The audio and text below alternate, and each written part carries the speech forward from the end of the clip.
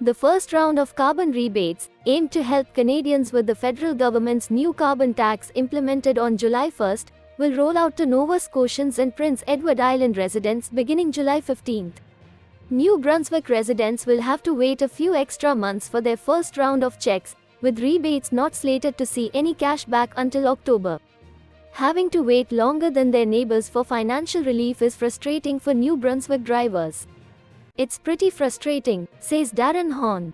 The whole carbon tax ordeal, I can't get a grasp on it to begin with, so it's pretty frustrating. I think we should be getting it here as well in New Brunswick, says fellow driver Brian Baker. I wish the government would go ahead and work on that. It's really frustrating when everyone is trying to make things meet, says Jessica Spence.